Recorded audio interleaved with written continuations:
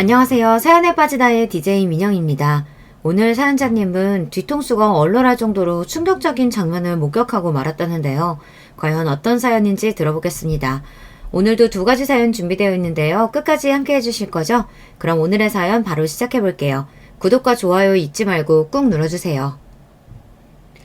안녕하세요. 저는 50대 후반 아줌마입니다. 젊어서 이래저래 고생을 좀 하고 살아서 나이가 들면 좀 걱정 없이 편하게 살고 싶었거든요. 그런데 환갑을 바라보는 나이에도 젊을 때랑 전혀 변한 거 없이 참 피곤하게 힘드네요. 저는 결혼 전에는 친정부모님의 가난 때문에 힘들었고, 결혼 후에는 시부모님 시집살이에 힘들었습니다. 부모님들이 연세가 드시면 좀 나을까 했는데 연세가 드시니 자식을 더 힘들게 하시더군요. 그런데다가 딸까지 손녀를 낳아서 오히려 저는 2배로 더 바빠졌어요. 큰딸이랑 사이가 둘 다 승무원이에요. 둘이 육아휴직을 번갈아 쓰면서 애를 본다고 해도 부모 입장에는 영 미덥지 않다 보니 제가 수시로 딸네 집에 가서 도와줘야 했습니다. 그런데 얼마 전에 딸아이가 저녁을 같이 먹다 저에게 조심스레 이야기하더군요. 엄마, 김서방 석 달 있으면 육아휴직도 끝나서 슬슬 어린이집 알아보려고 하는데 아무래도 우리 동네 어린이집보다 엄마네 아파트 단지의 어린이집이 낫겠지? 제가 제 속으로 낳은 자식인데 그 속을 모를 리가 있나요? 딸은 은근슬쩍 저에게 아이를 봐줄 수 있는지 떠보는 거였습니다. 그래, 엄마네 근처로 구하면 엄마가 왔다 갔다가 하면서 봐줄 수 있으니까 좋지. 근데 애가 아직 2돌도 안 됐는데 어린이집 보내도 돼? 엄마는 괜찮으니까 엄마가 1년 더 봐줄게. 어린이집은 천천히 보내. 엄마, 너무 고마워. 안 그래도 어린이집 보내는 문제로 김서방이랑 싸워서 속상했는데 엄마 덕분에 살았다. 워낙 똑부러지고 독한 딸이라 큰애가 우는 건 어릴 때 이후로 본 적이 없는데 애 낳고 마음고생을 하기는 했는지 애가 고맙다고 울더라고요. 그 모습을 보니 저도 모르게 눈시울이 붉어졌습니다. 애 낳으면 원래 부부끼리 싸울 일이 많아. 근데 너 나가서 일하느라 힘든 거 알면서 김서방이 또 뭐라고 했길래 둘이 싸웠어. 왜? 김서방은 어린이집 보내기 싫대? 제 자식도 어려운데 남의 자식은 얼마나 어렵습니까? 저처럼 딸내 아이 봐주는 분들은 아시겠지만 애 보기도 힘든 와중에 사위 눈치 보는 게 더 힘들었어요. 제 딸한테야 할 말이 있으면 하지만 사위는 매일 봐도 내 자식이 아니니 한마디 하기도 어렵잖아요. 괘씸한 게 김서방은 당연히 엄마가 애 봐주는 거로 생각하더라고. 시부모님은 장사하시니까 애 못 본다고. 그래서 내가 기분 나빠서 한마디 했거든. 우리 엄마가 왜 당연하게 우리 애를 보냐고. 그랬더니 그럼 어떡하냐고. 저 어린 걸 2돌도 되기 전에 남의 손에 맡기냐고 괜히 자기가 막 화를 내더라. 딸이 저에게 미안해서 애 봐달라는 말을 못했나 봐요. 그래서 괜히 사위랑 둘이 티격태격한 거죠. 엄마한테 진작 이야기를 하면 되지. 그런 거 가지고 뭐하러 김서방이랑 싸워.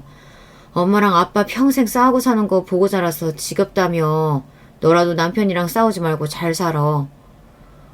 엄마 뻔히 힘든 거 아는데 내 자식까지 맡기기 미안해서 그렇지. 딸은 저에게 손녀를 봐달라고 말하는 게 많이 미안한지 고개를 못 들더라고요. 저는 오히려 그런 딸이 안쓰러워서 괜찮다고 걱정하지 말라고 했습니다. 제가 다 키워준다고요. 엄마 고마워. 나랑 김서방이 앞으로 엄마한테 정말 잘할게. 됐어. 엄마는 너랑 김서방만 안 싸우고 알콩달콩 살면 그거로 좋게. 너는 절대 엄마처럼 살지 마. 알았지? 제 말은 진심이었습니다. 제가 자식들에게 해줄 수 있는 거라고는 고작 애 봐주는 거 정도밖에 없었지만 그거라도 자식들에게 도움이 된다면 기꺼이 해주고 싶었어요. 사실 큰딸이 저에겐 좀 아픈 손가락이에요. 큰애라 그런지 자기 속내를 솔직하게 이야기하지도 않고 힘든 일은 항상 본인이 떠안으려고 합니다. 그래서 저도 큰딸이 좀 어려워요. 결혼하기 전에는 더 그랬는데 그나마 아이 낳고 육아휴직 하면서 1년 동안 매일 붙어있다 보니 그래도 엄마인 제가 의지가 좀 되기는 하는지 딸도 저에게 힘들다고 말도 하고 사위 욕도 하고 하더라고요. 남들은 자식이 그러면 귀찮다고 하는데 저는 은근 기분이 좋았어요. 사실 큰딸이 손녀 낳기 전에는 저와 사이가 썩 좋지 않았거든요. 둘째 딸이나 막내하고는 그렇지 않은데 이상하게 큰애랑 둘이 있으면 그렇게 싸웠어요. 첫애라 저도 못 모를 때 낳아서 키우느라 실수도 많이 하고 애를 고생시키기는 했지만 그래도 그렇지 애가 무뚝뚝해도 너무 무뚝뚝해요. 사춘기가 심하게 와서는 제가 가깝게 지내려고 노력해도 애가 자꾸 밀어내더라고요. 더군다나 제 속으로 낳은 자식인데도 저랑 뭐 하나 비슷한 게 없어요.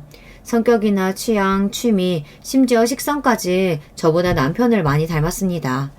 저는 그냥 눈에 보이는 대로 너는 아빠를 많이 닮았다고 이야기한 건데 큰딸은 제가 말만 해도 과민하게 반응했습니다. 네 생일이라 오랜만에 나가서 외식 좀 하려고 했더니만 너는 어쩜 입맛까지 네 아빠를 닮아서 기껏 생일날 추어탕을 끓여달래. 제 속으로 나왔지만 참 희한해요. 저는 추어탕이니 청국장이니 냄새나는 음식은 입에도 안 되는데 애 셋 중에서 유독 큰딸만 그런 음식을 좋아해요. 애들이라면 환장하는 피자나 치킨보다 순댓국이니 국밥이니 이런 걸 덜 좋아했어요.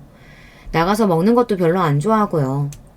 내 생일이라 먹고 싶은 거 있으면 말하라고 해서 말한 건데 기껏 말했더니 왜 또 아빠까지 끌어들이면서 뭐라고 해.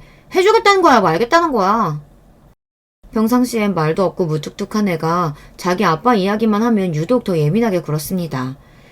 심지어 제가 별뜻 없이 남편 이야기를 해도 듣고 싶어 하지 않았어요. 큰딸이 20살이 되자마자 독립해서 나가 살았어요. 중학교 때부터 자기는 대학 가면 무조건 나가 살 거라고 노래를 부르더니만 정말로 대학 입학하자마자 나가더라고요. 공부하느라 바빴을 텐데도 혼자 틈틈이 아르바이트해서 월세 보증금을 모아뒀더라고요. 솔직한 마음은 저나 남편이나 큰딸을 내보내고 싶지 않았지만 큰딸 마음이 워낙 강경해서 말릴 수가 없었어요. 한편으로는 딸이 이해가 됐거든요. 이 지긋지긋한 집구석 얼마나 나가고 싶으면 그랬을까 싶어서요. 당시에 집도 좁은데 한 달의 절반을 시부모님이 와 계셨기에 애들이 힘들어하긴 했어요. 더군다나 시부모님이 집에 오실 때마다 저에게 시집살이 시키는 걸 자식들이 매번 보다 보니 저보다 더 스트레스를 받는 것 같더라고요. 저도 제 자식들이 힘들어하는 거 보기 싫죠. 더군다나 시부모님께 시집살이 당하는 건 더 싫고요. 하지만 그 당시엔 제가 할 수 있는 일이 없었어요.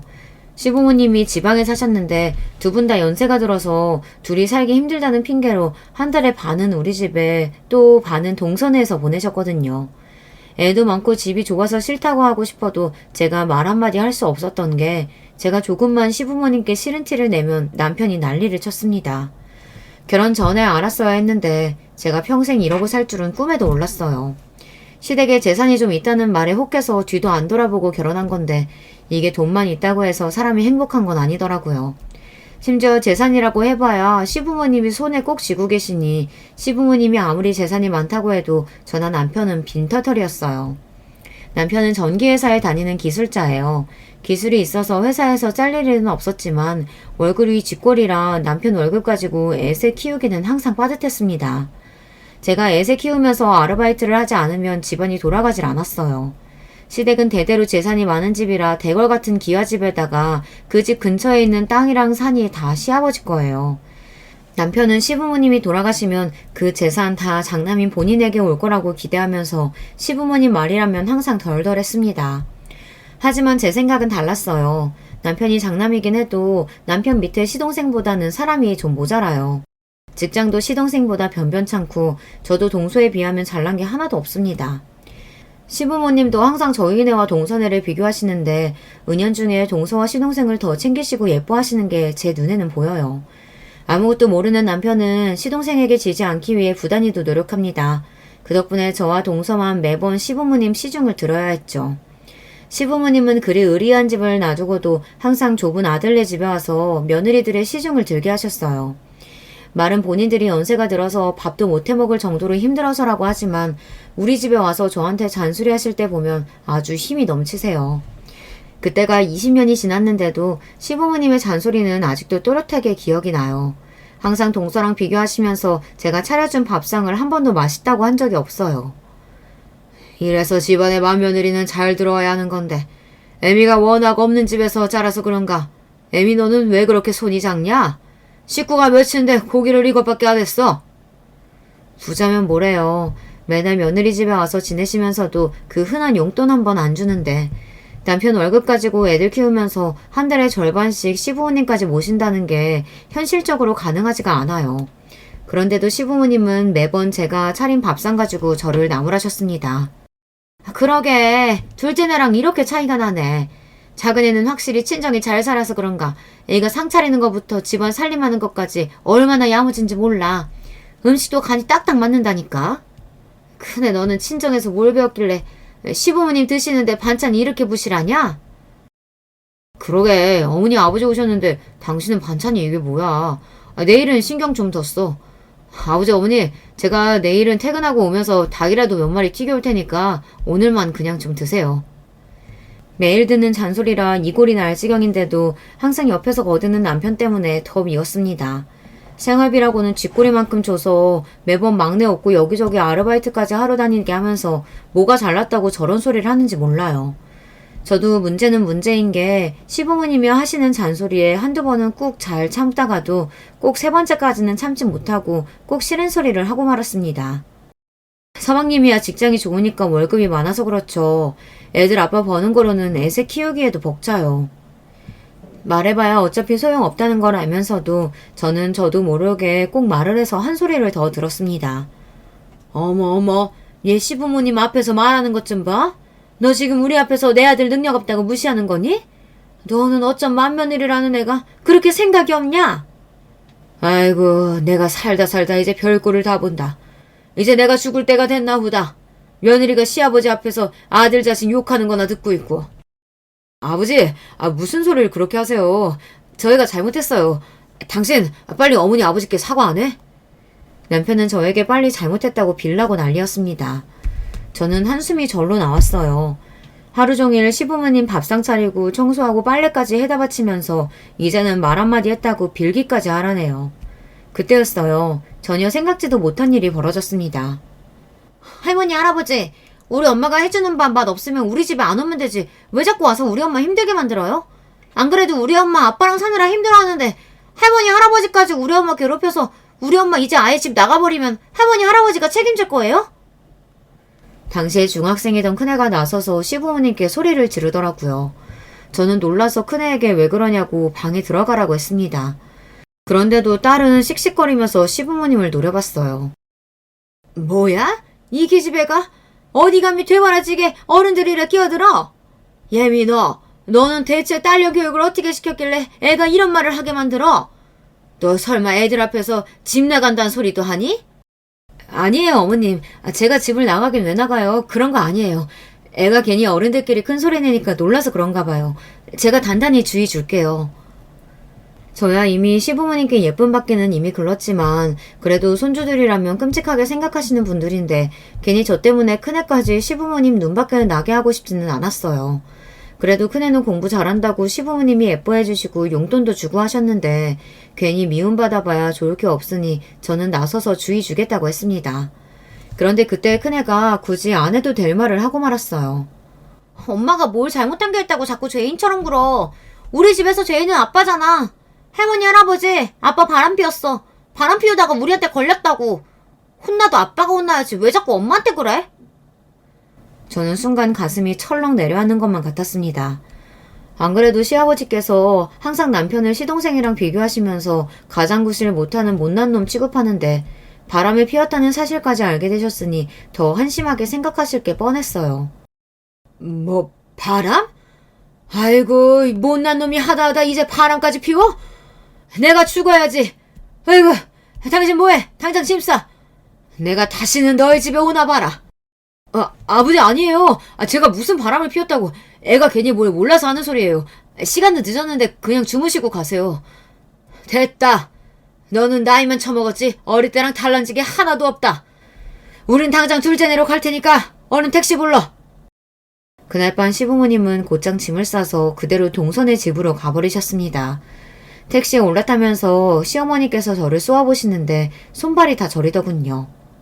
잘한다. 왜? 아예 동네방네 스피커에 대고 소리라도 지르지? 내 남편 바람났다고. 평소 같았으면 저도 안 그래도 동네 사람들이 다 안다고 바로 말대꾸를 했겠지만 그날은 그럴 힘도 없었어요.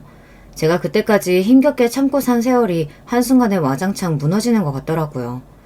더군다나 적반하장이라는 말에 딱 맞게 그날 저녁 남편이라는 인간은 본인이 저지른 일은 모르고 오히려 저와 큰애에게 소리를 질렀습니다.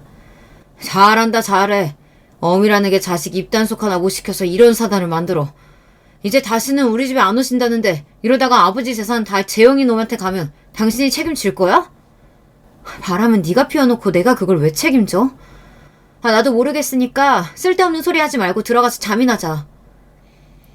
안 그래도 속 시끄러워서 죽겠는데 남편까지 자꾸 짜증나는 소리를 하니 머리가 터질 것만 같았습니다. 더군다나 문제는 거기서 끝이 아니었다는 거예요.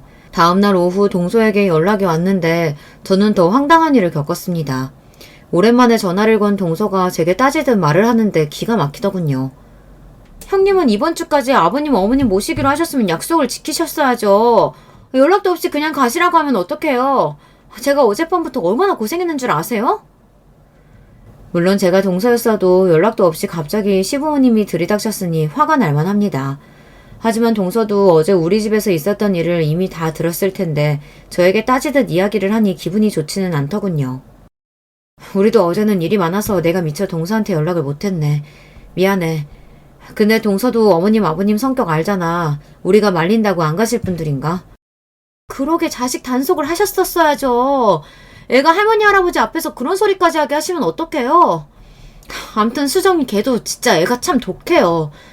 자기 아버지 바람 피웠다는 소리를 어떻게 표정 하나 안 변하고 그렇게 독하게 어른들 앞에서 한대요?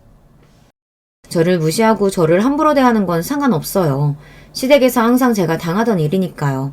하지만 제 자식까지 저랑 같은 취급을 하는 건 아무리 어리석은 저라도 참을 수가 없었습니다. 동서가 뭘 한다고 우리 수정이에 대해 떠들어? 우리 수정이가 얼마나 속상했으면 그랬겠어. 암튼 어머님 아버님 일은 미안하지만 어쩌겠어. 이제 우리 집은 안 오신다는데. 앞으로는 동서가 알아서 좀 해줘. 형님, 아주버님 바람 피웠다고 이제 시댁이고 뭐고 신경 안 쓰시는 거예요? 그러다가 아버님께서 아주버님한테 아무것도 안 물려주셔서 낙동강 오리알 되면 어쩌라고 그러세요? 동서는 원래도 본인이 대학도 나오고 친정이 좀 잘 산다고 제 앞에서 어지간히 잘난 척을 했었어요. 저야 대학 문턱 구경도 못했고 친정도 구질구질 하다 보니 의뢰에 기가 죽어 지금까지 동서 앞에서 제대로 말도 못했었지만 이제는 그게 다 무슨 소용인가 싶더라고요. 거지 같은 남편이랑 꾸역꾸역 참고 산 게 자식들 때문이었는데 자식들도 제가 참고 지질궁상으로 사는 건 싫다고 하니 저도 더는 참고 있을 필요가 없겠더라고요. 그깟 재산 좀 받겠다고 사람 개무시하는 시부모님 시중 들고 사느니 나는 그냥 재산 안 받고 마음 편하게 살래. 그게 낫겠어. 형님 진심이시죠? 괜히 나중에 저희가 시부모님 재산 다 물려받는다고 그때 가서 달라고 하시지나 마세요. 저는 진심이었습니다. 사실 생각해보니 제가 시부모님한테 백날 잘해봐야 시부모님이 저한테 재산을 주시겠어요. 당연히 남편한테 주겠죠. 남편이라는 인간 수중에 돈이 있어봐야 저한테 좋을 게 하나도 없는데 제가 고생해서 참고 살아봐야 좋을 거 하나 없겠더라고요. 지금까지 고생하며 산 것도 억울한데 이제라도 할 말은 하면서 살아야겠다 다짐했습니다. 저는 단지 자식들에게 참 미안해요. 부모가 못나서 평생 지지고 볶고 엉망으로 사는 꼴만 보고 살았으니 애들도 얼마나 힘들겠어요. 성인이 되자마자 집을 나가겠다는 큰딸 마음도 한편으로는 이해가 됐어요. 그래도 부모 입장에는 몸은 떨어져도 마음만은 멀어지고 싶지 않아 딸이 독립해서 나갔을 때도 저는 전화도 자주 하고 주말이면 큰딸 집에 반찬 가져다 주러 자주 갔어요. 가진 게 없어서 많이 해주지는 못하지만 그래도 제가 해줄 수 있는 거라도 해주려고요. 며칠 전에 너희 아빠가 감기 기운 있는지 사람이 힘이 하나도 없어. 몸살인지 입맛도 없다고 그 좋아하는 술도 안 먹는다니까. 저 나름대로 딸하고 잘 지내고 싶어서 할 말이 없어도 이런저런 이야기를 했는데 그것도 제 욕심인지 딸은 저를 받아주지 않더라고요. 엄마는 매일 아빠 밥 챙겨주기 귀찮다고 하면서 아프다니까 그건 또 걱정돼? 암튼 신기하다니까. 아프든지 말든지 그냥 놔도 알아서 하겠지. 다른 일에는 그나마 그렇지 않은데 제가 남편 이야기만 하면 더 예민하게 받아들였습니다. 아유 쌀쌀하는 기집애. 제 아빠가 아프다는데 뭘 또 그렇게 못되게 말을 해. 나한테는 거지 같은 남편이라도 너한테는 아버지잖아. 제 딴에는 자식들한테 어려서부터 매일 남편이랑 싸우는 모습만 보여준 게 미안해서 그래도 우리가 잘 산다 보여주려고 한 소리인데 그런 말에도 큰애는 화를 냈어요. 저도 웬만해서 자식들과 싸우고 싶지 않았지만 나름 딸이랑 잘해보려고 하는 소리인데 딸이 받아주지 않으니 저도 모르게 화가 났습니다. 엄마야 아빠가 좋아서 선택하고 살았지만 나는 아빠 선택 안 했거든? 나는 아빠 싫어. 그러니까 아빠한테까지 괜히 좋은 딸 노를 바라지 마요. 엄마가 자꾸 그러면 엄마까지 불편해. 어릴 때는 몰랐는데 애가 커가면서 제가 무슨 말만 하면 화를 내니 언제부턴가 큰딸이랑 대화하는 게 긴장됐습니다. 제가 큰딸 마음을 아예 모르지는 않는 게 큰딸은 제가 엄마로서 별로 좋지 않았을 거예요. 저는 저를 좋아하지 않는 딸이 불편했고요. 저에게는 딸 둘, 아들 하나가 있습니다. 큰딸이랑 둘째는 터울이 3살인데 막내 아들은 큰딸이랑 8살 터울이 나요. 그래서 막내 아들은 이제 군대 제대한 지 얼마 안 돼서 대학에 복학한 지 얼마 안 됐어요. 막내 아들은 어렸을 때 일이라 잘 모르겠지만 딸들은 아는 일이 하나 있습니다. 큰딸이 시부모님 앞에서 말한 대로 남편이 바람을 한번 폈어요. 큰딸 초등학교 고학년 때 일인데 이 미친 인간이 동네 슈퍼집 옆편네랑 둘이 눈이 맞아서 그렇고 그런 사이였나 보더라고요. 그 옆편네가 일찍 과부가 돼서 혼자였거든요. 남편이 퇴근길마다 그 슈퍼에 들러 몇 시간씩 머물다가 집에 오는 걸 동네 사람들이 다 알게 돼서 금방 소문이 퍼졌습니다. 그때가 제가 30대였는데 제 인생에서 성격이 제일 괄괄했을 때예요. 친정부모님은 매일 돈 없다고 나한테 손 벌리지 시부모님은 재산을 빌미로 매일 집에 와서 시집살이를 시킬 때라 저도 항상 화가 나 있었을 때였거든요. 지금 같았으면 안 그랬겠지만 그때는 남편이 그러고 다닌다는 이야기를 남에게 듣는 게 더 싫어서 잠시 이성을 잃었습니다. 남편이 개차반이면 저라도 정신을 차렸어야 했는데 저마저도 정신줄을 놓는 바람에 아이들 앞에서 실수를 하고 말았어요. 저는 남편이 퇴근하는 시간에 맞춰 애들을 데리고 슈퍼로 향했습니다. 막내를 등에 업고 큰애랑 둘째를 양손에 잡고 슈퍼로 갔어요. 그런데 그 년놈들이 함께 있는 모습을 정면으로 마주치고 말았습니다. 사실 저는 남편이 슈퍼로 들어가기 전 잡아서 끌고 올 생각이었는데 이 인간이 그날따라 일찍 슈퍼집 옆편네를 만나러 갔는지 옷을 입으면서 슈퍼집 안쪽 쪽방에서 기어나오고 있더라고요. 그 모습을 두 딸이 그대로 목격하고 말았죠. 그 당시에는 자식이고 뭐고 보이지 않아 흥분한 저는 남편에게 달려들어 머리채를 잡았습니다. 이 미친 인간이 돌아도 단단히 돌았지. 어떻게 노란한 년이 없어서 동네 과부년이랑 붙어먹어. 네가 그러고도 인간이야? 아이, 이 옆에나가 미쳤나? 어디 감히 남편 머리채를 잡아? 이거 놓으라고. 네가 이렇게 드세게 구니까 내가 딴짓을 하지. 뭐야? 이 미친 인간. 너 오늘 내 손에 죽어봐라. 아유, 뭐 하는 거야? 이러다가 나 대머리 되겠어. 좀 놓으라고. 그 와중에 슈퍼년이 제 손을 잡고 뜯어말리길래 저는 그녀 머리채까지 잡아 흔들었습니다. 사람이 열이 받으니 초인적인 힘이 나더군요. 양손에 둔 연놈을 붙잡고 있는데도 둘 다 제 손 하나에 이리저리 휘둘렸어요. 그런데 문제가 있었습니다. 제가 너무 흥분한 나머지 애들 생각은 못했었는데 애들이 많이 놀랐나 보더라고요. 제가 생각해도 그날 일은 딸들에게 너무 미안해요. 아들이야 너무 어려서 아무 기억도 못한다지만 두 딸들에게는 충격적인 일로 기억될 테니까요. 특히나 큰딸은 충격을 받아 그날 이후로 남편을 아버지라고 부르지도 않았어요. 심지어 저에게 남편과 헤어지라고까지 했습니다. 엄마는 도대체 아빠랑 왜 사는 거야? 동네 사람들이 아빠 바람난 거 다 아는데 쪽팔리지도 않아? 내가 쪽팔리긴 뭐가 쪽팔려. 바람 피우는 그 년놈들이 쪽팔릴 일이지. 아주 두 년놈들 다 그 자리에서 어디 하나 분질러 놨어야 했는데. 저도 저예요. 애가 뭘 한다고 애랑 그런 이야기까지 했는지 저도 속상한 마음에 딸한테 괜히 쏟아부었어요. 그러니까 그런 인간이랑 왜 사냐고. 우리는 상관없으니까 그냥 이혼해. 어차피 엄마도 아빠 사랑하지도 않잖아. 그때의 충격은 저도 이루 말할 수 없습니다. 남편에게 배신당했다는 마음도 마음이었지만 제 딴에는 자식들을 생각해서 남편이랑 어떻게든 살려고 한 건데 자식이 제가 남편을 사랑하지도 않는데 참고 산다는 걸 이미 알고 있다는 게 놀랍기도 하고 창피하기도 했어요. 그래도 저는 이혼하지 않고 참고 버텼습니다. 그날 이후 얼마 뒤 남편도 잘못했다고 손이 발이 되게 빌면서 잘못했다고 하기도 했고 저도 혼자 힘으로 애 셋을 키울 자신은 없었으니까요. 남자가 한번 실수할 수도 있다 통 크게 이해해주기로 했어요. 저는 저의 지난날이 스스로 대견하다고 느낄 만큼 잘 참고 버텼다고 생각해요. 그런데 딸은 그런 저를 답답해했습니다. 그때는 저도 제 생각만 하느라 딸들이 얼마나 힘들었을지는 생각도 못한 것 같아요. 저도 몰랐는데 애들한테 제가 습관적으로 너희 때문에 참고 살았다는 소리를 종종 했나 봐요. 둘째나 막내는 제가 그런 소리를 해도 별로 심각하게 듣지 않았는데 큰딸은 달랐습니다. 제가 남편에 대한 하소연을 하거나 살기 싫다는 소리를 하면 과민하게 받아들였어요. 인간이 30년을 같이 살면 좀 변할 줄 알았는데 어쩜 저렇게 눈꽃만큼도 변하지 않을 수가 있니? 아휴, 지겨워. 내가 저 인간 때문에 늙지 늙어. 아빠가 안 변하긴 뭘 안 변해. 그래도 지금은 바람은 안 피우잖아. 엄마가 다 용서하고 지금까지 살아줘놓고 이제 와서 지겹다고 하면 어떡해. 엄마가 좋다고 참고 살았으니까 끝까지 엄마가 책임지고 살아야지. 딸년이라고 말하는 것 좀 봐. 내가 너희 아버지 좋아서 살았니? 다 너희 생각해서 엄마가 꾹 참고 산 거지. 그 참고 살았다는 말 좀 안 하면 안 돼? 누가 참고 살라고 했어?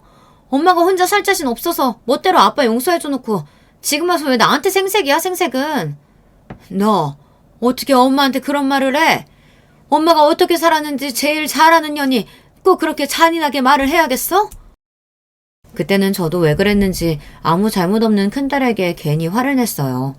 저에게 상처되는 일이면 아이들에게도 똑같이 상처가 되는 일이었는데 마치 제가 혼자 피해자인 것처럼 딸에게 위로까지 받고 싶어 자꾸만 하소연을 하고 투정을 부렸습니다. 딸이 듣기 싫다고 하는데도 말이죠. 난 진작부터 엄마한테 아빠랑 헤어지라고 했어. 엄마가 마음대로 팔자 꼬아놓고 자꾸 징징거리지 마. 나도 사는 거 힘들어 죽겠는데 도대체 언제까지 엄마 하소연만 들어줘야 돼? 알았다, 알았어. 내가 누구를 탓하겠니? 평생 자식하고 남편만 생각하면서 참고 산 내가 바보지. 갱년기였는지 그때는 누가 무슨 말만 하면 그렇게 서럽고 슬펐어요. 세상에 누구도 내 편이 아닌 것 같고 저만 바보처럼 산 것 같고 누구라도 붙잡고 내 인생 다시 돌려달라고 소리치고 싶었습니다. 더군다나 그때 시부모님 때문에 더 힘들기도 했어요. 당시에 시아버지께서 지병으로 돌아가시고 시어머니께서 혼자가 되셨습니다. 그런데 시아버지께서 돌아가시기 직전 시골에 사시던 집을 정리해 서울로 올라오셨는데요. 그 재산을 저희와 상의도 없이 시동생이랑 동서에게 몽땅 다 줬어요. 물론 과거에 제가 시부모님 재산이고 뭐고 다 관심 없다고 하긴 했지만 그래도 정말 몽땅 다 동서에게 주실 줄은 몰랐어요. 제가 자식으로서 아무것도 안 했다면 저도 욕심내지 않았을 거예요. 하지만 저도 시부모님께 한다고 했습니다. 시아버지께서 심장질환 때문에 서울에 올라오셨을 때 제가 매일 병원에 모시고 다녔어요. 동서는 면허가 없어서 운전할 줄 아는 제가 항상 다녔습니다. 더군다나 병원에 입원하셨을 때도 시아버지께서 간병인은 죽어도 싫다고 하셔서 저와 남편이 번갈아 간호했어요. 동서랑 시동생은 일 핑계, 애들 핑계로 주말에 빼꼼 시아버지께 얼굴만 비추고 말았습니다.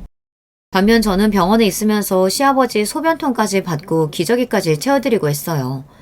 아무리 가족이라도 제가 여자이고 며느리인데 쉬운 일은 아니었습니다. 시아버지도 고맙기는 했는지 저한테 웬일로 고맙다고 저 같은 며느리 세상에 없다고 하셨어요. 내가 죽을 때가 되긴 했나 보다. 딸도 아니고 어쩌다 며느리 시중까지 봐봤고. 그런 말씀 하지 마세요. 아버님 며느리로 30년 넘게 살았는데 딸이나 마찬가지죠. 시아버지도 쇠약해지시긴 하셨는지 몸도 많이 야이고 많이 마르셨어요. 몇 년 전까지만 해도 저에게 소리 지를 때 보면 무서운 호랑이 같았는데 어느새 많이 늙으셨더라고요. 그래. 며느리면 딸이나 마찬가지지. 고맙다. 어디 세상에 얼굴 한번 안 구기고 시아버지 기저귀까지 갈아주는 며느리가 있겠어. 너 같은 며느리는 어디에도 없을 거다. 평소에 시아버지라면 시침 뚝 떼고 뻔뻔하게 구실 줄 알았는데 그래도 며느리한테 기저귀까지 갈게 하는 건 아무래도 민망하셨는지 병원에 있는 동안 저에게 딸 같다, 고맙다, 좋은 말만 해주시더라고요. 그때 시동생이랑 동서는 뭘 했느냐고요?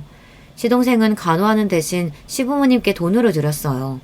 본인 일도 바쁘고 동서도 무릎이 안 좋아서 왔다 갔다 못한다고 돈 없는 저희에게 병원 일을 다 떠넘겼습니다. 그런 시동생이 얄미워 저는 남편에게 투덜거렸어요. 도대체 서방님이랑 동서는 뭘 하는 거냐고요. 어떻게 시아버지가 6개월 넘게 병원 신사를 지시는 동안 한 번도 들여다보지 않냐고 따졌어요. 그래도 이 인간이 웬일로 저에게 미안하긴 했는지 시동생이랑 동서를 만났을 때 한마디 하기는 하더라고요. 재영이 너는 아무리 바빠도 아버지 병원 계실 때 한번 들여다보긴 해야지. 어떻게 된 게 일핑계만 대고 얼굴 한 번을 안 비추냐? 네가 안 되면 재수씨라도 보내든가 해야지. 나랑 네 형수랑 둘이 번갈아 가면서 병원에서 사느라 우리 집안 꼴 아주 엉망이야. 평소에는 시아버지 눈치 보느라 시동생한테 말 한마디도 못하더니만 몇 달 아들 노릇 좀 했다고 웬일로 어깨 펴고 말하더라고요. 그러면 뭐래요. 20년 넘게 대기업에 다닌 시동생을 멍청한 남편이 어떻게 말로 이기겠어요. 형이랑 형수 고생한 거 우리도 알지. 근데 형도 알잖아. 내가 요즘 회사에서 중요한 시기인 거. 올해 열심히 하면 내년엔 무조건 임원 다는 거라 나한테도 중요해. 형도 알잖아. 우리 집에 희망이라고 누가 있어. 나밖에 없잖아.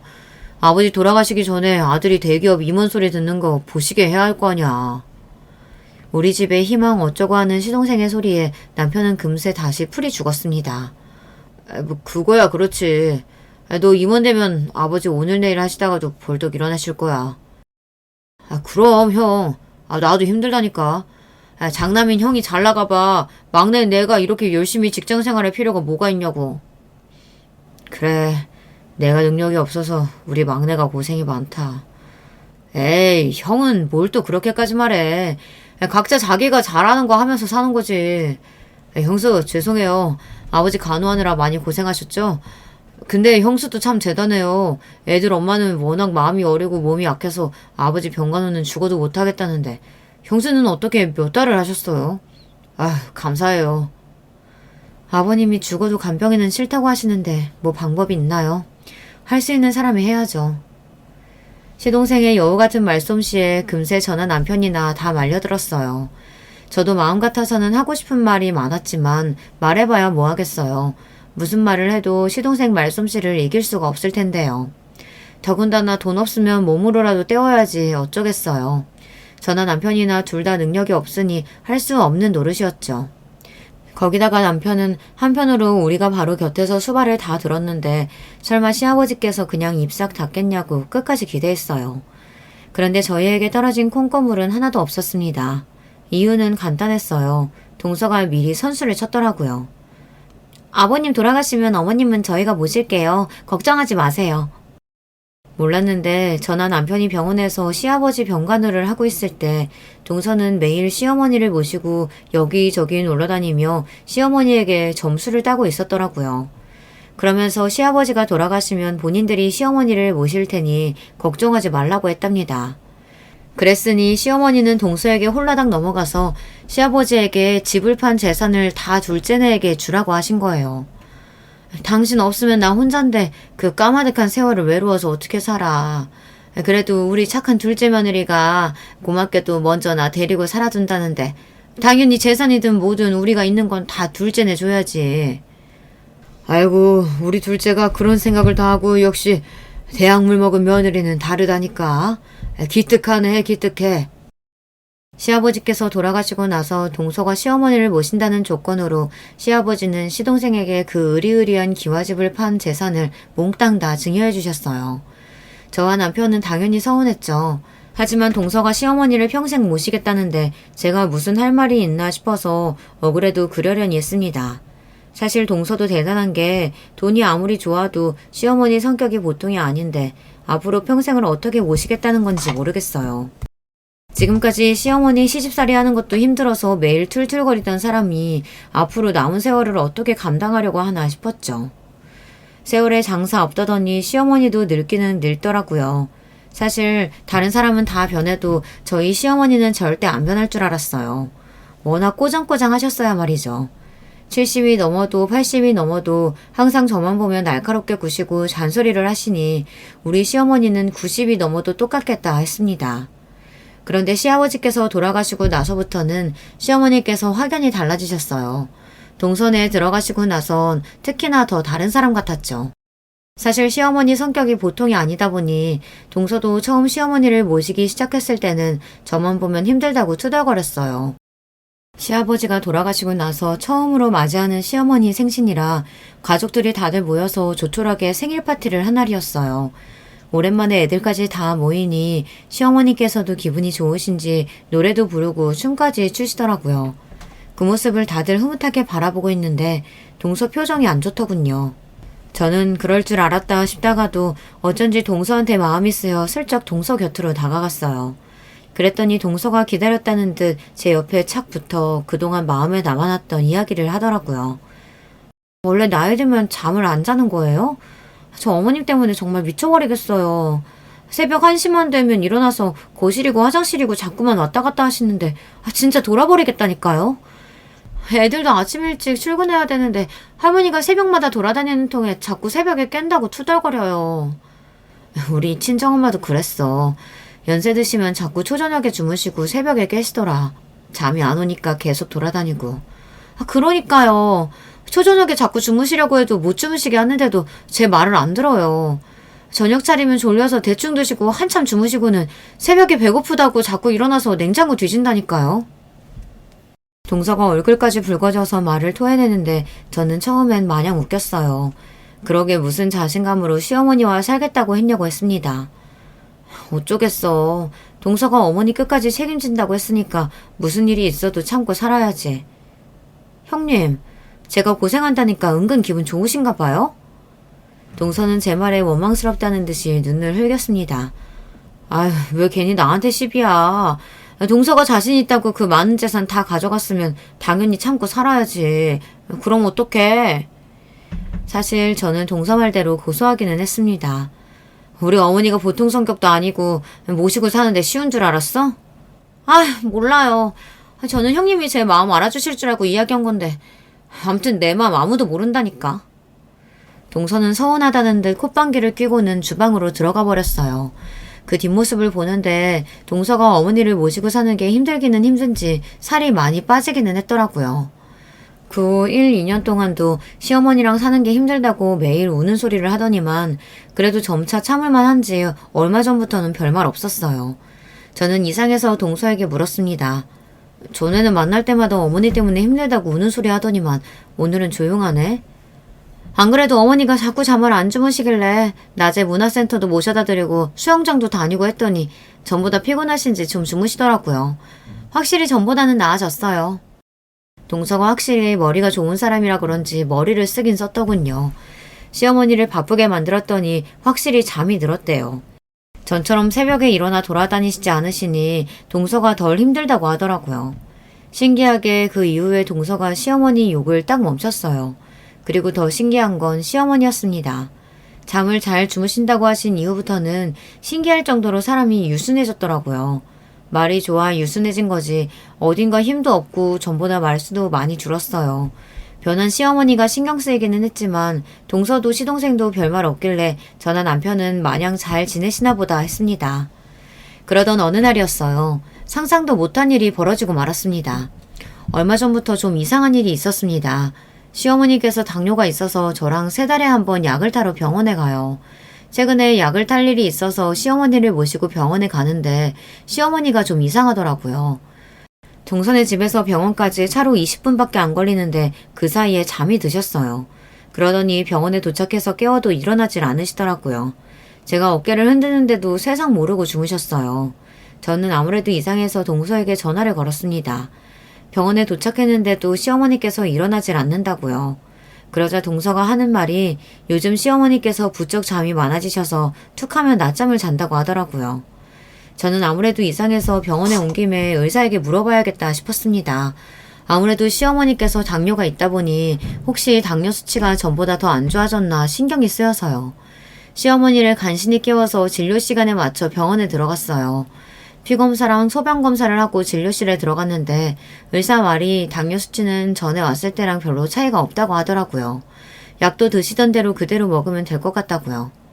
저는 걱정이 돼서 의사에게 물었습니다. 요즘 전보다 잠도 많이 주무시고 한번 주무시면 잘 깨지를 못하시는데 괜찮은 거냐고요. 그러자 의사 말이 자고 나서 피곤하지 않으시고 별다른 증상이 있는 게 아니면 괜찮다고 했어요. 물론 시어머니께 다른 증상이 있는 건 아니니 다행이다 싶었지만 제가 보기엔 전보다 말도 없어지시고 어딘가 가라앉아 보이는 게 좀 이상하긴 했다고 말씀드렸어요. 그러자 의사가 걱정되면 며칠 있다가 정밀 검사를 받아보라고 했습니다. 시어머니께서 연세가 있으니 점검 차원에서 검사를 받아보면 좋을 것 같다고요. 저도 그게 좋을 것 같아 다음 주로 병원 예약을 잡아놓고 시어머니를 동선에 모셔다 드리고 왔습니다. 그리고 한 주 뒤 병원에 가기 위해 시어머니를 모시러 동선회에 갔어요. 나 아직 아침 안 먹어서 둘째가 밥 차리고 있어. 큰애 너도 안 먹었으면 같이 먹자. 병원 예약 시간 얼마 안 남았는데 아직 식사 안 하셨어요? 벌써 10시가 넘었는데. 제가 알기론 시어머니는 오전 8시, 9시면 아침을 드시는 걸로 아는데 10시가 넘을 때까지 식사를 안 하셨다고 하더라고요. 저는 놀라서 아침을 차리고 있다는 동서를 찾아 주방으로 들어갔습니다.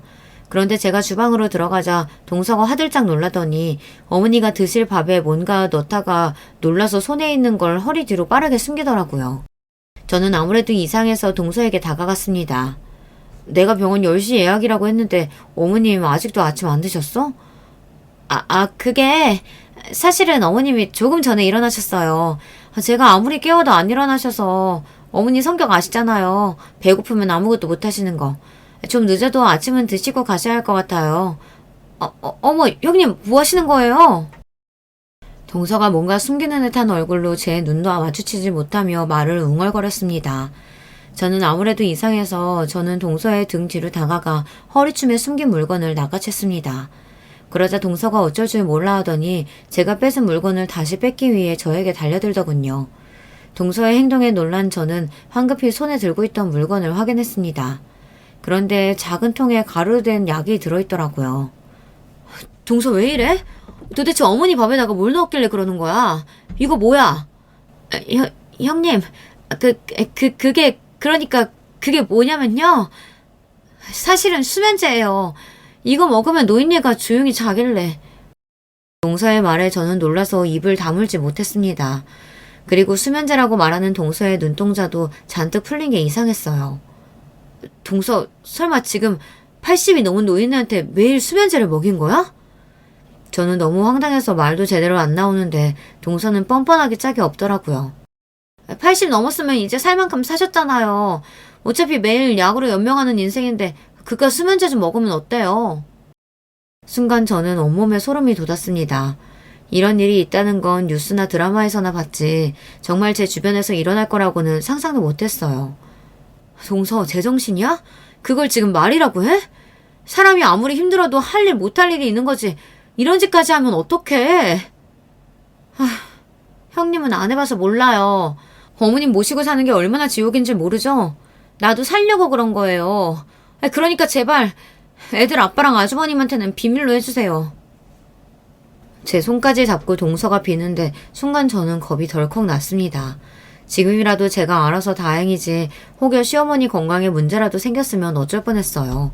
저는 동서의 손을 뿌리치고 그대로 집을 나왔습니다. 그리고 곧바로 남편에게 전화했어요. 그리고 제가 제 두 눈으로 본 상황을 그대로 전달했습니다. 그리고 다음날 남편과 제가 동선의 집으로 갔습니다. 남편이 미리 시동생에게 연락해서 할 말이 있으니 집에 있으라고 했다더라고요. 그리고 시간 맞춰 동선회로 한 사람이 더 왔습니다. 바로 시아버지 담당 변호사였어요.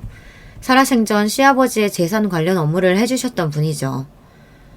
둘째 며느님께서 저는 어머니를 부양할 수 있는 상황이 아니라는 사실이 명확하기에 지금 현 시간부로 어머님은 큰아드님 댁으로 모시겠습니다. 그리고 어머님을 모시는 조건으로 받았던 재산은 그대로 큰아드님과 며느님께 넘어간다는 사실을 알려드립니다. 말도 안 돼. 그깟 수면제 좀 한번 먹였다고 어머니를 뺏어가? 김 변호사, 내 말 좀 잘 들어봐요. 애엄마가 일부러 수면제를 준 게 아니라 어머니가 잠을 못 주무셔서 드린 거라니까? 말도 안 되는 소리. 우리가 다 알아보고 왔어. 그 수면제 재수씨가 정신과에서 처방받은 거라던데 본인이 처방받은 수면제를 연세도 많은 분한테 그것도 수시로 먹이면 어쩌자는 건데? 지금 당장 어머니 모시고 가서 검사할 거야. 갑자기 이렇게 말도 어눌해 주시고 자꾸 맥을 못 추고 주무시는 게 수면제 부작용이래. 시어머니의 신변이 걸린 일이다 보니 변호사가 병원 측에 요청해서 수면제를 어떻게 처방받았는지 알아왔어요. 그런데 동서가 1년 전부터 정신과에서 진료를 받았더군요. 둘째 며느님께서 정신과에서 우울증 진단까지 받으신 상태라 어머님을 모시기엔 어려운 상황이신 것 같네요.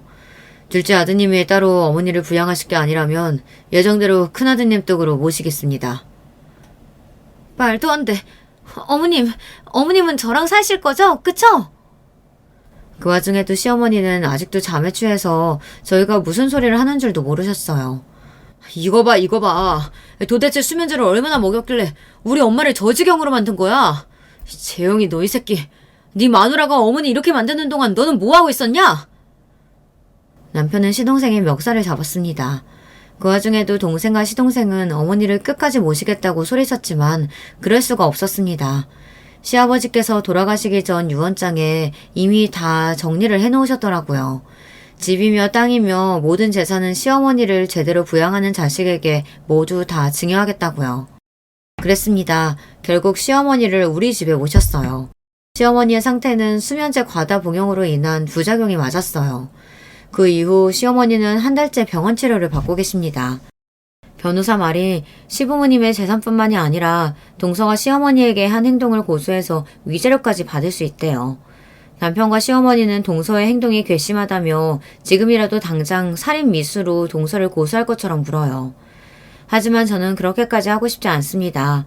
동서도 시어머니를 모시는 동안 우울증이 생겼어요. 시어머니에게 한 행동은 잘못됐지만 동서의 마음이 아예 이해가 되지 않는 건 아닙니다. 여러분의 생각은 어떠세요? 정말 동서를 고소하는 게 맞을까요? 저는 아직도 마음이 서지 않아 남편을 말리고 있습니다. 우리 집 상황을 객관적으로 들어주신 여러분께서 어떻게 하면 좋을지 댓글로 의견을 남겨주세요. 하나하나 다 읽어보고 참고하도록 하겠습니다. 저도 갑자기 시어머니를 모시게 돼서 마음이 싱숭생숭하지만 여러분의 가정에는 항상 행복한 일만 가득하시길 바라겠습니다. 지금까지 저의 이야기 들어주셔서 감사해요. 안녕하세요. 저는 50대 중반의 여성입니다. 저의 남편은 10년 전에 세상을 떠났습니다. 그리고 저는 남편과의 사이에서 낳은 아들 하나를 키우면서 살고 있습니다. 그 아들이 올해 말에 결혼을 합니다. 이제 아들도 결혼을 시킬 때가 되었고 저도 남편에게 해묵은 감정을 털어버리고 싶어서 이렇게 사연을 보내게 되었습니다. 제가 남편을 왜 미워하게 되었는지 그리고 하나뿐인 아들을 어떻게 애지중지하면서 키우게 되었는지 그 내용이 궁금하지 않으신가요? 그렇다면 오늘 제 사연 끝까지 잘 들어주시길 바랄게요. 저는 가난한 시골의 농부의 딸로 태어났습니다. 제 위로 오빠가 하나 있고 밑으로는 남동생이 있었습니다. 저희 부모님은 매일 하루 종일 고된 농사일을 하시면서도 저희 오빠에게 장남으로서의 기대를 걸고 공부를 열심히 시키셨고 좋은 대학에 가라고 강력하게 권하셨습니다. 오빠는 고등학교 때까지는 부모님의 기대에 조금 부응을 하는 척했는데 서울에 있는 대학에 들어가자마자 학생운동에 뛰어들어 부모님의 기대를 저버렸습니다. 오빠는 서울에 있는 대학교를 다니다가 1년도 채 되지 않아 학생운동에 뛰어들어 시위대회 앞장을 섰습니다. 그러니 어떻게 되었겠어요. 80년대에는 학생운동에 관련되기만 해도 경찰서에 쥐도 새도 모르게 잡혀가잖아요. 그 후로도 오빠는 밥 먹듯이 경찰서에 드나들기 시작했습니다. 그런 오빠에게 아버지는 천하의 불효자식이라고 화를 내시고는 등을 돌리셨습니다. 그런 놈은 내 아들이 아니야. 이제 난 아들 하나뿐인 거야. 당신도 그 놈은 잊어버리고 막내한테나 신경 써. 그러나 어머니는 오빠를 참아 버리겠다는 말을 하실 순 없었어요. 어머니에게는 눈물로 키운 장남이었던 거지요. 그래서 오빠가 구치소에 들어가 있는 동안 매주 일요일마다 오빠를 면회하러 다녀오셨습니다. 그래도 그 애를 버릴 수는 없어요. 지금은 제정신이 아니라서 저러고 다니지만 정신만 차리면 제대로 된 생활을 하게 될 거예요. 난 그 애를 버릴 수는 없어요. 제 아버지는 그런 오빠와 어머니에게 실망하셨고 그 후부터는 제 막내 동생에게 집착하기 시작하셨죠. 아버지는 막내가 오빠보다 더 좋은 대학에 가길 원했지만 그 애는 오빠보다 머리가 좋지는 않아서 그런지 그러지 못했습니다. 막내 동생은 부모님의 강압에 못 이겨 나름대로 열심히 공부를 하긴 했지만 겨우 지방에 있는 국립대학교를 간당간당한 성적으로 졸업했습니다. 그리고는 적당한 기업체에 들어갔습니다. 그러나 오빠와 남동생 사이에 있는 저한테는 아버지도 어머니도 그 누구도 신경 써주지 않았습니다. 딸이라는 이유로 저는 어릴 적부터 혼자서 모든 일을 해결해왔고 부모님의 도움 없이 고등학교까지 무사히 나왔습니다. 그런데 대학을 가려고 준비 중이었던 저에게 아버지는 청천벽력 같은 말씀을 하시는 것이었습니다. 기집애가 대학 나와서 못해다 써. 너는 어디 공장이라도 들어가.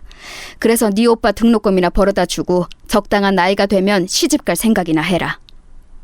저희 부모님은 옛날 분들이라서 여자가 공부해봤자 말만 안 듣지 아무 쓸모가 없다고 하시면서 제가 대학 가는 걸 반대하셨습니다. 저는 여자라는 이유로 대학을 못 가게 하는 아버지에게 서운하고 억울해서 대들었지만 아버지는 눈 한 번 깜빡하지 않으셨습니다. 아버지, 저도 대학에 가고 싶어요. 오빠랑 동생한테는 다 등록금 대주고 할 거면서 왜 나만 차별해요? 제가 딸이라서 공부할 필요조차 없다는 건 너무하잖아요. 다 같은 자식인데 왜 저만 대학 못 가고 공장에 들어가야 되는 거예요? 시끄럽다. 너는 기집애고 시집 가면 끝이잖아.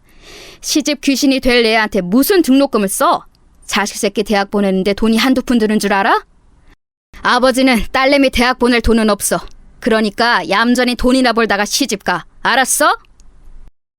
결국 저는 아버지의 강압에 못 이겨 옷을 만드는 공장에 취직을 하게 되었고, 대구에 있었던 그 공장의 기숙사에서 숙식을 해결하면서 하루에 10시간 이상을 일하게 되었습니다. 야근까지 마다하지 말고 열심히 일을 하라는 말만 남기고 아버지는 저를 그 공장에 취직시키고는 오빠에게만 신경을 쓴 것이었습니다. 그러다가 오빠가 아버지의 기대를 저버리고 경찰서를 들락거리자 실망하신 아버지는 막내 동생에게 기대와 등록금을 모두 쏘아 부으셨습니다. 아버지가 제게 했던 차별과 멸시를 경험하고 나서 저는 마음에서 아버지를 몰아내버리고 절대 돌아보지 않겠노라 다짐했습니다. 그리고 집에는 일정한 금액만을 보내면서 제가 번 돈에서 일부를 떼어 적금을 들었습니다. 저는 공부가 너무 하고 싶었기 때문에 몇 살이 되더라도 대학은 가야겠다는 생각을 했습니다. 그러던 어느 날이었습니다. 저는 어두컴컴한 공장의 한쪽 구석에서 그날도 먼지를 마셔가면서 열심히 미싱을 돌리고 있었습니다. 그 전날에 책을 읽다가 새벽에 잠이 들어서 아침부터 머리는 무겁고 눈까지 침침했습니다. 그렇게 비몽사몽간에 위험천만하게 미싱을 돌리고 있던 저에게 아버지가 찾아오셨습니다.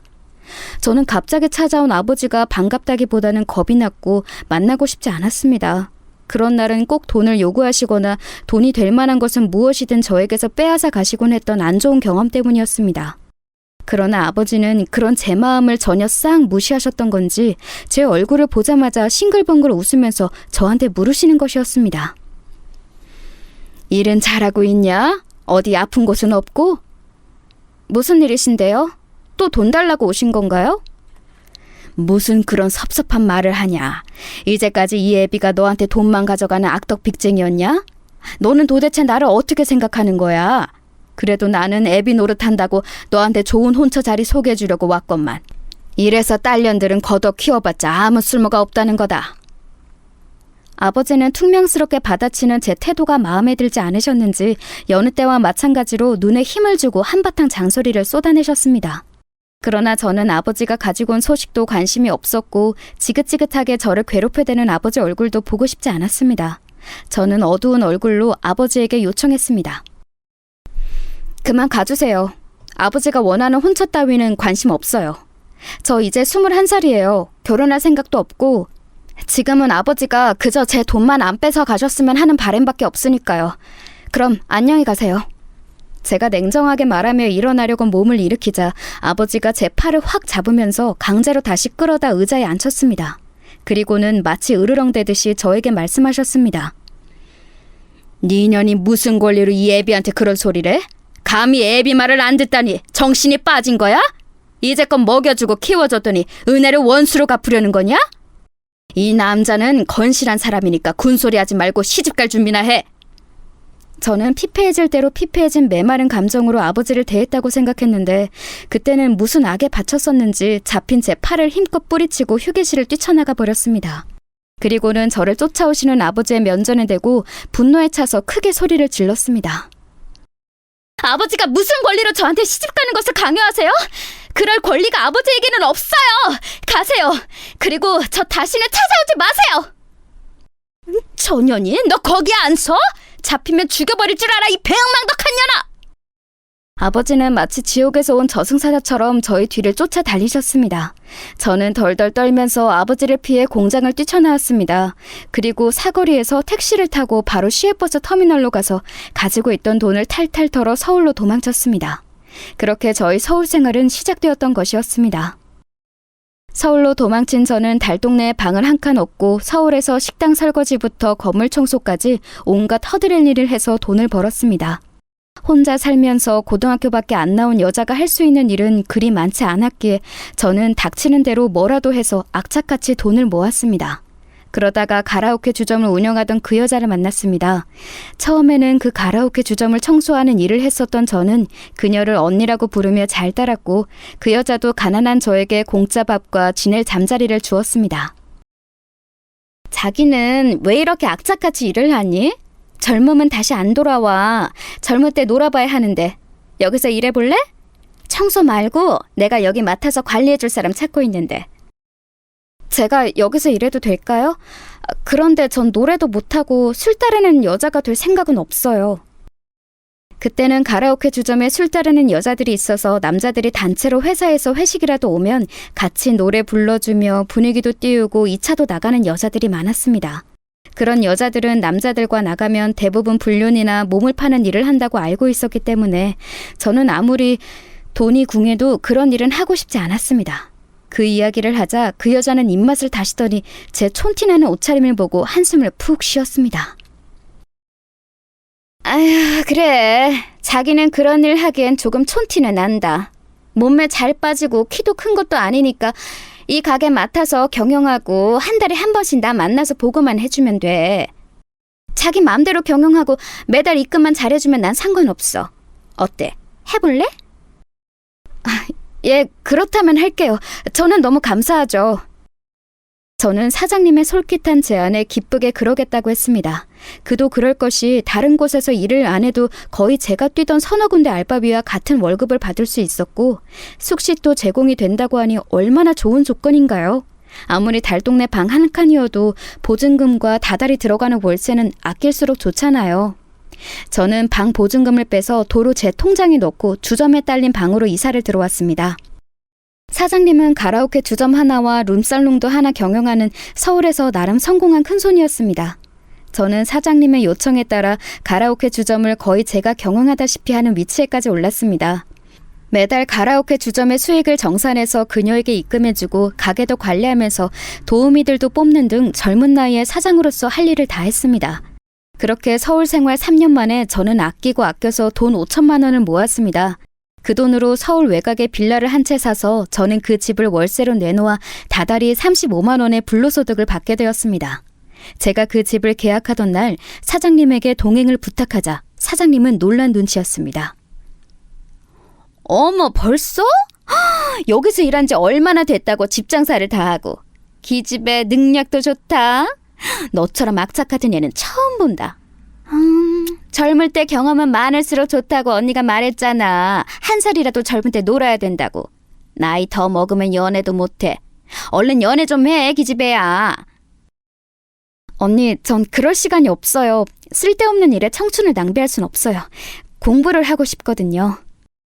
사장님은 연애보다 돈맛을 먼저 알았다고 하면서 저에게 핀잔을 줬지만 저는 한 살이라도 젊을 때 많이 벌어야 한다는 생각뿐이었습니다.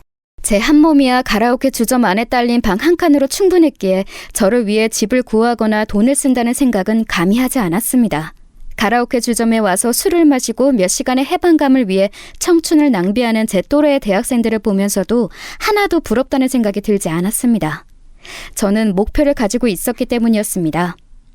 이렇게 돈을 모았다가 나중에 제가 원하는 공부를 해서 출세해야겠다는 결심을 했습니다. 저는 살면서 너무 뼈저리게 법을 알아야겠다는 생각을 깨달은 바가 있어서 법대를 희망했습니다. 입시 공부하려면 돈이 필요했고 대학 등록금도 만만치 않은 액수여서 저는 돈을 다 모을 때까지 연애를 절대 하지 않기로 다짐했었습니다. 그러다가 제 굳은 마음을 비집고 들어온 것이 바로 남편이었습니다. 남편은 가라오케 주점에서 아르바이트를 하던 23살 청년이었습니다. 처음에는 속 귀엽고 저에게 말을 걸기는커녕 눈도 잘 마주치지 못하던 남편의 순수한 면에 반해서 저는 알게 모르게 남편이 알바로 올 때마다 떡볶이를 사놓고 기다리기도 하고 커피를 타주기도 하는 등 제 나름대로의 관심을 보였습니다. 영호 씨, 이것 좀 먹어봐요. 저 앞에 시장에서 사온 건데 너무 많아서 좀 남겨놨어요. 아, 고맙습니다. 잘 먹을게요. 누나라고 불러도 되나요? 저보다 2살 위이신 거 아는데. 누나는 무슨, 그냥 이름 부르지. 겨우 2살 차이 정도는 사회에서는 아무것도 아닌데. 그래도 전 부모님께 그렇게 배우지 않았어요. 누나는 누나죠. 예의 있고 깍듯한 그 남자에게 저는 점점 마음을 빼앗겼고 조금이라도 저를 봐주기만을 기다렸습니다. 끈질기게 관심을 갈구하면서 그 남자의 곁에서 맴돌고 있던 끝에 그는 술에 취한 어느 날 저와 하룻밤을 보내게 되었고 그날 밤부터 일주일 후에 군대를 갔습니다. 누나, 저 군대 가요. 그날 밤의 일은 실수였어요. 이제 저는 잊어주시고 누나는 좋은 남자 만나세요. 아니, 난 너 기다릴 거야. 영호야, 제대하면 우리 같이 살자. 미안해요. 기다리지 마세요. 3년이나 누나를 외롭게 만들 수 없어요. 저는 눈물을 흘리며 그를 군대로 보냈고 한 달이 지나자 저는 임신했다는 사실을 깨닫게 되었습니다. 그 사람은 제 인생의 첫 남자였기 때문에 아이 역시 그의 아이임에 틀림이 없었습니다. 저는 사랑하는 남자의 아이를 가졌기 때문에 후회도 없었고 기쁜 마음뿐이었습니다. 당장 군대에 있는 그 사람에게 편지를 썼습니다. 영호야, 잘 지내고 있지? 그날 밤의 결실로 내 뱃속에 아이가 생겼어. 아직 너 제대하려면 2년 반이나 남았지만 난 너만 기다릴 테니까 제대하면 우리 결혼하자. 대충 이런 내용의 편지를 그리움을 담아 길게 썼던 기억이 나네요. 하지만 영호 씨로부터 답장은 오지 않았고 그 사이에 저는 아기를 낳아 기르며 그 사람을 기다리고 있었습니다. 그러나 3년이 지난 후 영호 씨는 제대를 하고도 제 앞에 나타나지 않았습니다. 저는 가라오케 주점 일도 제쳐둔 채 그 사람을 찾아 돌아다녔습니다. 아기는 그동안 가라오케 주점 사장님께 맡기고는 미친 여자처럼 아이 아빠를 찾아 그 사람의 학교도 찾아가 보고 영호 씨의 과 친구들에게 물어서 대전에 있는 영호 씨의 본가에까지 찾아갔습니다. 사전에 약속도 없이 모르는 여자가 아들을 찾자 그의 부모님은 적잖게 놀란 눈치였습니다. 당황한 그의 아버지가 저에게 물었습니다. 아가씨는 누군가? 누군데 영호를 찾아? 저는 서울에 있을 때 영호 씨와 사귀던 여자예요. 영호 씨가 군대 가기 전에 저와 하룻밤을 보냈고 그 사이에 아기가 있습니다. 아들이에요. 아니, 우리 애가 그럴 애가 아닌데 아가씨가 잘못한 거 아니에요?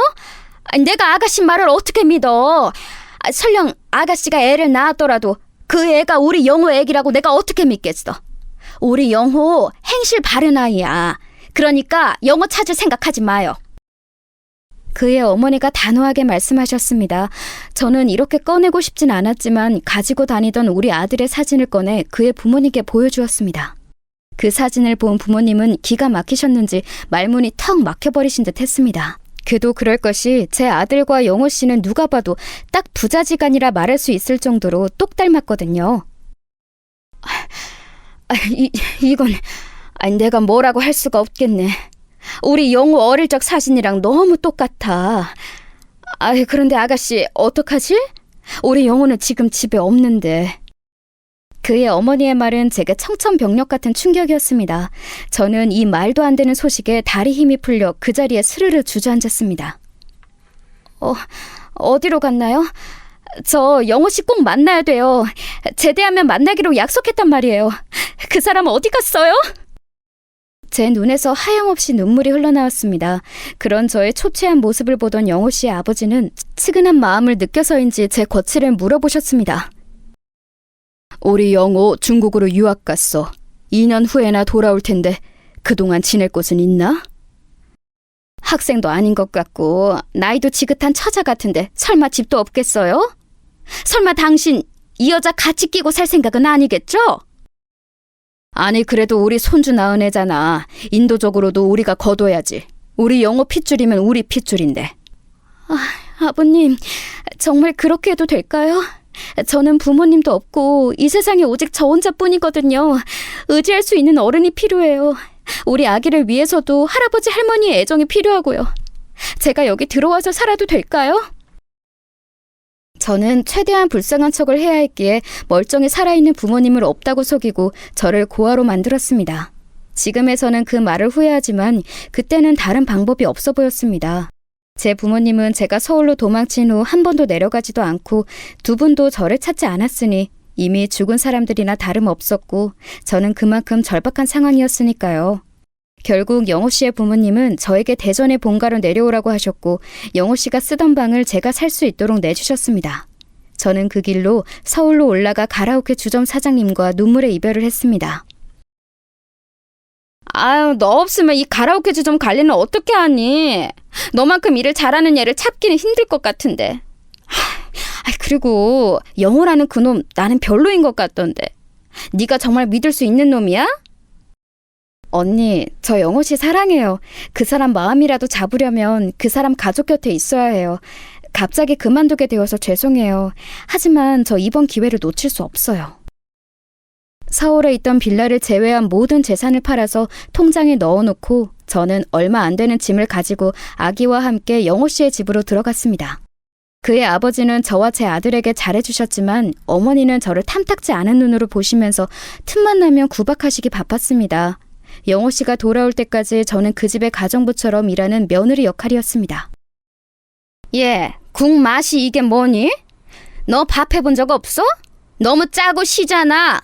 아무리 김칫국이라도 묵은지 국물을 좀 짜서 넣고 끓여야지. 이래서 어떻게 먹으라고 그러니? 네, 죄송해요, 어머니. 다시 끓일게요. 어머니 손맛 저한테 좀 가르쳐 주세요. 네? 아휴, 이래서 출신이 중요한 건데 어디서 고아 같은 애한테 잘못 콕 깨워서 우리 아들이 평생이 힘들 거 생각하니 내가 정말이지 속이 다 터진다. 할머니, 우리 엄마한테 왜 그래요? 우리 엄마가 뭐를 잘못했다고? 에휴, 며느리가 예쁘면 손주도 예쁜 거지. 그런데 네 엄마는 할머니 말을 그렇게 안 들으니 이 할미가 네 엄마를 예뻐할 수가 있겠니? 너도 조심해. 손주라고 모든 게 용서되는 건 아니란다. 알겠니? 이 집에선 이 할미 말 안 들으면 내쫓아버릴 수도 있어. 이제 4살이 된 아들은 제가 어머니께 야단을 맞을 때마다 저에게 방패가 되어주었습니다. 그러다 보니 시어머니는 저에게도 제 아들에게도 미워하는 마음을 감추지 않으셨습니다. 시어머니는 아들이 제 편을 들 때마다 윽박지르며 그 어린애에게 공포심을 심어주었습니다. 아들은 할머니가 소리를 지르는 날에는 겁에 질려 밤마다 오줌을 싸기를 7살 때까지 했습니다. 저는 시어머니의 눈을 피해 아들의 밤 소변 뒤처리를 몰래 해야만 했습니다. 그렇게 2년이 지나갔고 영호 씨는 드디어 중국 유학을 마치고 집으로 돌아왔습니다.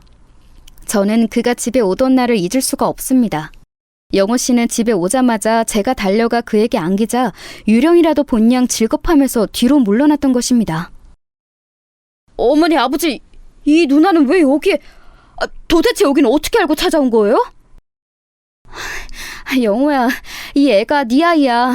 벌써 6살이야. 내가 편지로 말했잖아. 제대하면 결혼하자고.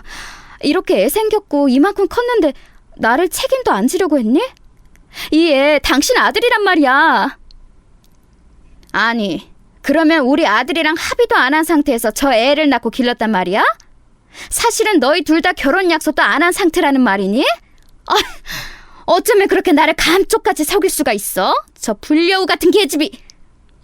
그래도 이 아이는 영호 씨 애고 저는 이 사람이랑 결혼 못하면 죽어버릴 거예요. 저는 어떻게든 이 집안에 매달려 했으므로 시아버지에게 매달렸고 마음이 약하신 아버님은 시어머니와 영호 씨를 설득시켜 그해 가을에 저는 영호 씨와 꿈에 그리던 결혼식을 올렸습니다. 이젠 법적인 부부가 되었고 아들도 많이 커서 유치원에 보내면 되었기에 저는 시댁에서 분가하여 서울에 집을 얻어 남편과 아들 세 식구만의 생활을 만끽하였습니다. 그러나 남편은 처음부터 저에게 깊은 사랑의 감정이 없었습니다. 그 때문에 남편은 대학의 남은 학기를 마치고 취직을 할 때까지 피임을 하자면서 본인이 정관수술을 하겠다고 했습니다. 아직 남편의 나이도 어리고 앞으로 아기 낳을 기회는 많았으므로 저는 남편의 제안에 그러겠다고 말했습니다. 우리 아들이 12살 되던 해에 남편은 대기업 공장의 관리자로 취직을 하게 되었습니다. 그 당시에는 공대를 졸업하면 대기업의 공장 쪽으로 발령이 나는 경우들이 많았습니다. 남편은 혼자 구미로 내려가게 되었고 저는 아들과 함께 서울에서 계속 살기로 했습니다. 아이가 공부를 잘했기 때문에 곧 들어가게 될 중학교를 시골로 내려가고 싶지 않아서였습니다. 다행히 남편은 제 계획에 두말 없이 찬성해 주었습니다. 그러나 나중에 알게 된 이야기지만 남편은 중국에서 유학했던 당시에 사귀었던 지선이란 이름의 여자가 있었고 그녀를 한국에 돌아와서 다시 만나 저 모르게 바람을 피우고 있었던 것이었습니다. 나중에야 그 사람이 지선이와 두 집 살림을 하고 싶어서 주말 부부를 받아들였다는 사실을 알게 되었습니다. 그때 제가 느꼈던 남편에 대한 배신감은 이루 말할 수가 없었습니다. 남편은 처음 구미로 내려간 후 몇 달 동안은 주말마다 서울의 집으로 올라왔습니다. 그러나 시간이 지날수록 야근이나 회식을 핑계 삼아 점점 서울로 오는 일이 없어졌습니다. 저는 남편이 취직을 하자마자 대학에 입학하기로 마음먹고 수능 공부를 하려고 준비를 하고 있었기에 남편이 오든 말든 신경을 쓸 틈이 없었습니다. 한 달에 한 번조차도 서울집에 올라오지 않는 남편이 야속하기는 했지만 저 역시 너무 바빠서 남편이 와도 아이와 함께 놀러 간다거나 할 시간은 없었기에 참았습니다. 그동안 남편은 구미에서 공장에 다니면서 회사 사람들에게 지선이란 여자를 자기 부인이라고 소개해놓고 마치 그 여자와 결혼한 사람처럼 살았던 것입니다. 그리고 남편은 지선이와 사실혼 관계처럼 살기 위해서 거의 지방에 있는 회사 지사로만 돌아다니면서 저에게는 한 달에 한 번씩 꼬박꼬박 아이의 학비와 생활비만 보내주었습니다. 저는 한 해 재수를 해서 2년이 지나 대학에 들어갔습니다. 처음 가고 싶었던 법과대학은 아니었지만 서울에 있는 대학의 회계학과를 들어가게 되었습니다. 처음 경험해보는 대학 생활은 저에게 신세계를 알게 해주었습니다. 공부도 열심히 했고 나이 차이가 거의 10년이나 나는 새내기들과 어울려 술도 마시고 개강 파티도 하는 등 젊을 때 누리지 못했던 자유를 마음껏 누리고 다녔습니다. 만약 남편과 주말 부부가 아니었다면 저는 대학을 갈 생각도 못했을 것입니다. 그렇게 4년의 세월이 흘렀고 어느덧 제 아들은 고등학교에 입학했습니다. 아이는 늦은 사춘기가 왔는지 같이 사는 저조차도 얼굴을 못 볼 때가 많았고 학교에서 워낙 늦게 왔기 때문에 집에서는 잠만 자고 다시 학교로 가는 수험생 같은 생활을 계속했습니다. 저는 회계학과를 졸업하고 회계사 사무소에 취직을 했습니다. 남편은 여전히 지방으로만 일자리를 구해 돌아다니며 서울에 와서 살림을 합치겠다는 소리를 하지 않았습니다. 그런 남편을 보던 어느 날 의심스러운 생각이 들어서 겨우 집에 하러 온 남편에게 물었습니다. 당신 이제 아예 둘째 가질 생각은 하지도 않아? 난 아직 40대도 안 됐고 당신도 정관수술한 거 풀면 우리 둘째 아기 가질 수 있는데 아직 늦지 않았잖아. 아이 갖는 거 한번 생각해봐. 아니야. 이제 와서 또 무슨 애를 가져. 그럴 만큼 나 당신하고 돈독한 것도 아니고. 사실 내가 오늘 온 이유는 내 짐을 다 가져가라고 해서 온 거야. 그게 무슨 소리야? 이젠 주말 부부조차 하기 싫다는 거야? 우리 아들 대학 가면 내가 당신 있는 곳으로 내려갈게. 그럼 우리 같이 살 수 있잖아. 당신 설마 다른 여자 생겼어? 알고 있었어? 당신한텐 미안하게 생각해. 하지만 난 당신보다 그 여자가 더 좋아. 애를 가질 수 없어도 좋다고 했고 그 여자는 나를 믿고 따라줘. 그리고 당신과의 첫 만남이 나에겐 원해서 했던 것도 아니고 아들이 생겨서 결혼한 거나 마찬가지 아니야? 이제 애도 거의 다 컸고 하니까 우리 갈라서자. 그게 무슨 소리야? 이제껏 나를 속인 거야? 싫어. 나 절대로 이혼 못해. 내 눈에 흙이 들어가기 전까진 당신은 나 못 벗어나. 그날 처음으로 남편은 제 뺨을 때렸습니다. 그러면서 저한테 거머리 같은 여자라고 욕하고 소리를 질렀습니다. 저는 너무 어이가 없고 믿을 수가 없는 남편의 돌발 행동에 쇼크를 받아 정신을 잃었습니다. 그러나 남편은 쓰러진 저를 아무 처치조차 하지 않고 내버려둔 채 서울집에서 자기 옷을 전부 챙겨가지고 지방으로 내려가 버렸습니다. 지선이란 그년에게 간 것이겠죠. 저는 정신을 차린 다음 날 득달같이 남편을 따라 그의 집에 있는 지방에 내려갔습니다. 그 집에서 지선이란 그 여자를 처음 만났을 때의 쇼크는 이루 말할 수가 없었습니다. 그 여자 역시 저의 존재에 대해 전혀 알지 못하는 듯 했습니다. 제가 미친 듯이 남편 집에 벨을 눌러대자 짜증 가득한 얼굴로 문을 열어준 그녀가 물었습니다. 아줌마, 누구예요? 나 영호 씨 부인이야. 그러는 니녀는 누구야? 도대체 우리 영호 씨랑 얼마나 오래된 사이야? 너 이거 바람이야. 알기나 해? 나랑 영호 씨 사이엔 고등학생 아들도 있다고! 내가 악다구니를 쓰자 지선이란 여자도 충격을 받은 모양이었습니다. 그녀는 당장 회사에 있는 영호 씨에게 전화를 걸어 사실을 추궁했습니다. 자기야, 지금 이상한 여자 하나가 와서 나한테 환양년이라고 하고 자기가 본처라는데 이게 뭐야? 당신 그래서 계속 혼인신고 미루자고 하던 거였어? 쿨한 부부관계에 호적 정리가 필요 없다며. 난 당신이 쿨한 사람이라 그런 줄 알았어. 이게 무슨 일이야? 뭐라고? 아니 그 여자가 왜 우리 집에 와? 알았어 자기야, 내가 금방 가서 그 여자 쫓아내줄게. 기다려. 여러분, 이런 상황이 이해가 가시나요? 세상에 적반하장도 이런 적반하장이 어디에 있겠습니까? 누가 뭐래도 호적상 제가 확실한 본처이고 지선이란 여는 상간녀인데도 불구하고 결국 그 집에서 쫓겨난 것은 저였습니다. 저는 너무 기가 막히고 어이가 없었습니다. 틀림없이 근무 시간인데도 남편은 지선이를 지키고 저를 쫓아내겠다면서 팔을 걷어붙이고 집으로 찾아오는 게 아니겠어요? 그리고는 양심도 없이 제 눈앞에서 사태질을 해가며 소리를 지르는 것이었습니다. 여기가 어디라고 당신이 이 집에 와? 어서 나가! 못 나가겠다면 나 경찰 부를 거야. 어서 나가지 못해? 우리 지선이한테 손끝 하나라도 대면 당신 내가 고발할 거야. 뭐라고? 당신 뭘 믿고 그렇게 기세가 등등해? 내가 본처야. 저녀는 상간녀라고. 이쯤 되면 미안하다는 말이라도 한 번 해야 하지 않아? 미안한 거랑은 별개지. 내가 당신 존재 자체를 지선이한테 숨긴 이유가 뭔지 알아? 사실을 알면 당신 성격에 지선이 해코지하러 올까봐 그랬던 거야. 지금처럼. 그러니 썩 나가. 그리고 다신 찾아오지 마. 내가 이혼서를 보낼 때까지 우리 만나지 말자. 웃기지 마. 내가 여기서 나가도 당신이랑 이혼은 절대 안 해줘. 그것만은 용서 못해. 나와 우리 아들을 두고 잘못한 사람도 당신이야. 그러니 내가 죽어도 전현이랑 혼인신고하는 꼴은 못 봐. 살면서 한 번도 저에게는 보여주지 않았던 남편의 지선이를 향한 살갑고도 저에 대한 가혹한 행동에 저는 두 손을 들고 순순히 그 집을 나올 수밖에 없었습니다. 남편에게 힘으로 붙들려 그 집을 나오면서 저는 눈이 퉁퉁 붓도록 울었습니다. 남편을 믿고 살아온 날들이 너무 억울했고 남편이 한없이 미워서 견딜 수가 없었습니다. 저는 그 집에서 쫓겨나오면서 남편이 무슨 짓을 하든지 절대 이혼만은 동의하지 않겠다고 다시 한번 결심했습니다. 집에 돌아와서 저는 아들을 불러놓고 그날 낮에 남편에게 당한 일을 전부 말해주고 울면서 아들을 끌어안았습니다. 아들, 이제 너한테 아버지는 없는 거야. 난 절대 네 아버지랑 이혼은 하지 않을 거지만 아버진 다시 이 집을 찾아오지 않을 거야. 미안하다. 엄마 때문에. 괜찮아, 엄마.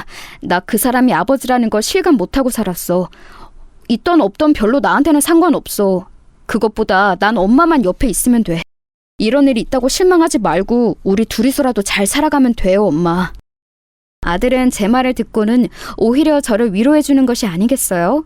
언제 이만큼 컸는지 그 애가 너무 든든하고 의지가 되는 것이었습니다. 그 후로 저는 아들과 강북에서 강남으로 이사를 갔고 남편이 줄기차게 보내는 전화, 문자와 내용 증명 등을 싹 무시하기로 마음먹었습니다. 그렇게 남편은 제 안에서 가슴 한쪽에 상처로 남아있는 사람이 되었습니다. 잊으려고 노력했어도 잊혀지지 않고 그렇다고 완전히 무시해버릴 수도 없는 딱 그런 무게의 사람이 되었습니다. 그렇게 세월은 흘렀고 10년 전에 저는 남편의 부고장을 받았습니다. 남편은 저를 버리고 두 집 살림을 했었던 그 지선이란 여자와 나란히 집에서 극단적 선택을 했다고 그의 부모님이 말하더군요. 남편의 어머니는 그제서야 저에게 미안했는지 전화를 해서 제게 사과를 하시더라고요. 미안하다. 그 지선이란 여자를 믿는 게 아니었어. 내가 너한테 못할 짓을 많이 했다. 미안하다. 우리 영호가 그 지선이란 요망한 것을 만나지 않고 너랑 잘 살게 놔뒀어야 하는 건데. 아니요, 어머니, 됐어요. 저는 남편이 저와 아들을 버리고 그 여자를 선택한 것만 후회했으면 더 바랄 게 없습니다. 어머니까지 제게 사과하실 필요 없으세요. 그럼 잘 지내세요. 그 사람이 죽었으니 이제 더 이상 만날 일도 없겠네요. 그렇게 말하고 제가 전화를 끊으려고 한 순간 어머니는 저에게 터져나오듯 마지막 진실을 말씀하셨습니다. 잠깐만! 그 애가 죽기 전까지 가지고 있던 일기장을 너한테 유품으로 남겼어. 그러니 그 애의 마지막 유언이라 생각하고 그걸 가져가주면 안 될까? 비참하게 죽어갔던 그 애의 마지막 소원이었어. 그러니 꼭 빠른 시일 내로 대전집으로 와서 이 일기장 가져가렴. 아니요, 저 그 물건 안 받겠습니다. 그 사람이 남긴 건 뭐가 됐든 이제 제게 의미가 없어요. 남편의 유품은 어떻게 처리하든 어머니 마음대로 하세요. 저는 이 말을 끝으로 어머니의 전화를 끊었습니다. 비록 별거하며 남처럼 살았지만 남편의 죽음은 제게 큰 충격이었습니다. 남편을 사랑한 시절이 있었기에 그 때문에 눈물을 흘렸지만 시어머니 앞에서는 애써 덤덤한 척했습니다. 별거를 10년째 하고 있는 남편의 죽음으로 제가 슬퍼하고 있다는 것을 알리기도 싫었고, 제가 마음 약해진 틈을 타서 사별한 남편의 가족으로서 저와 제 아들과 어떻게든 연결되려는 시어머니의 속셈이 보였기 때문이었습니다. 그 후에도 남편의 어머니는 제게 몇 번 전화를 더 했었지만 저는 그 전화를 받지 않았고, 제 냉정한 태도에 지친 것인지 그 뒤로는 제게 연락 한 번도 하지 않으셨습니다. 남편의 부고 소식을 들은 지 며칠 후 저에게는 소포가 하나 왔습니다. 작은 상자 안에는 시어머니가 보낸 것 같은 남편의 일기장이 들어있었지만 그 당시에는 아직 남편을 용서할 수 없었기에 저는 그 내용을 보지도 않고 벽장 속 깊은 곳에 처박아 두었습니다. 그렇게 남편을 보내고 그 사실을 잊어버릴 만큼 평온했던 일상이 하루하루 흘러가던 어느 날 저에게 모르는 번호로 전화가 온 것이었습니다. 저는 처음엔 스팸 전화인 줄 알고 전화를 받지 않았는데 같은 번호로 여러 번 전화가 오자 무슨 급한 사정이 있나 하고 전화를 받아보았습니다. 여보세요? 누구신데 몇 번씩 전화를 하세요? 안녕하세요. 저는 경찰입니다. 다름이 아니라 길에서 어떤 할머니가 자동차 사고로 돌아가셨는데 가족이 없으셔서 전화드렸습니다. 그분 핸드폰에서 단축번호 1번이 아주머니로 되어 있으시더라고요. 그게 무슨 말씀이세요? 저는 아는 사람 중에 할머니가 없는데요. 그 할머니 혼자 사시던 분이셨다는데요. 수소문을 해봐도 시신을 인도하러 오는 가족이 없어서 아주머니께 신뢰를 무릅쓰고 연락드렸어요. 혹시 아주머니가 할머니와 무슨 관계이신지 알 수 있을까요? 제 친정어머니는 작년에 암으로 돌아가셨거든요. 그래서 제가 아는 할머니 또래의 여자는 없었는데 그 경찰은 일단 그쪽으로 내려와 보라면서 대전에 제 남편 본가 근처의 주소를 불러주는 것이었습니다. 그제야 제 시어머니가 생각난 저는 부랴부랴 경찰에 알려준 주소로 향했습니다. 할머니가 혼자서 밖으로 나오셨다가 변을 당하신 것 같았습니다. 할머니의 신원 확인을 해보니 아들은 10년 전에 돌아가시고 아주머니가 며느리로 되어 있으시던데 맞습니까? 네, 맞습니다. 제가 며느리예요. 연락 주셔서 감사합니다. 제가 어머니 시신 인도하고 장례식 잘 치러드리겠습니다. 저는 경황이 없이 경찰에서 진술을 하고 시어머니가 안치된 병원 영안실로 갔습니다. 남편의 아버님은 남편이 죽은 지 몇 년 후에 암으로 돌아가셨다고 하더라고요. 어머니는 그 후 혼자서 살고 계셨는데 치매에 걸리신 후에도 돌봐주는 가족이 없어서 길거리에서 변을 당하셨다고 그 지역 사회봉사자가 말했습니다. 그의 말을 듣고 저는 아들에게 전화를 했습니다. 이런 때에 저도 온전히 의지할 사람은 제 아들밖에 없었습니다. 어찌됐든 제 아들은 영호 씨의 핏줄이고 시어머니에겐 하나밖에 없는 손자니까요. 아들, 너 어렸을 때 대전에서 살았을 때 우리랑 같이 살던 친할머니 있지? 그분이 돌아가셨다고 연락이 왔어.